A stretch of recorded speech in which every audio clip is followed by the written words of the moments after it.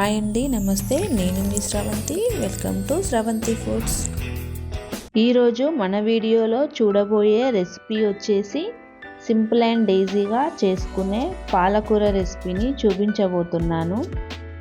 పాలకూరను ఎప్పుడు ఒకేలా ఫ్రై పప్పు కాకుండా ఇలా ఉల్లికారం వేసి చేయండి, చాలా బాగుంటుంది. తప్పకుండా ఒకసారి ట్రై చేయండి. లేట్ చేయకుండా దీని ప్రాసెస్ ఎలానో చూద్దాం. ముందుగా ఇలా పాలకూరను వీలైనంత సన్నగా కట్ చేసుకొని నీట్గా కడిగి ఇలా స్ట్రైనర్లోకి తీసుకోవాలి. తరువాత ఇలా మిక్సీ జార్లోకి 2 పెద్ద ఉల్లిపాయలను కట్ చేసి వేసుకోవాలి. తర్వాత 10-15 వెల్లుల్లిపాయలను వేసుకోవాలి. 1 స్పూన్ జీలకర్ర, 2 స్పూన్ల కారం వేసుకొని మిక్సీ పట్టుకోవాలి. ఇలా మిక్సీ పట్టుకున్న తర్వాత స్టవ్ పై కడాయి పెట్టుకొని 3 స్పూన్ల వరకు ఆయిల్ వేసుకోవాలి.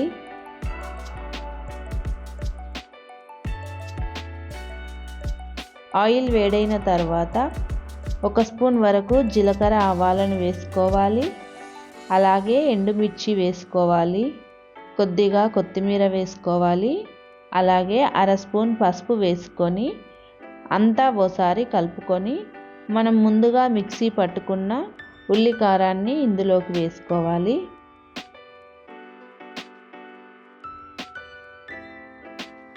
ఈ ఉల్లికారం ఆయిల్లో బాగా ఫ్రై అవ్వాలి. మూత పెట్టుతూ మధ్య మధ్యలో కలుపుతూ ఆయిల్ సపరేట్ అయ్యే వరకు బాగా ఫ్రై చేసుకోవాలి. ఇలా ఆయిల్ అంతా పైకి తేలిన తర్వాత సన్నగా కట్ చేసుకున్న పాలకూరను వేసుకోవాలి. ఇలా అంతా కలుపుకోవాలి. ఈ పాలకూర మొత్తం ఉల్లికారంలో ఫ్రై అయ్యే వరకు మూత పెట్టుతూ మధ్య మధ్యలో కలుపుతూ బాగా ఫ్రై చేసుకోవాలి.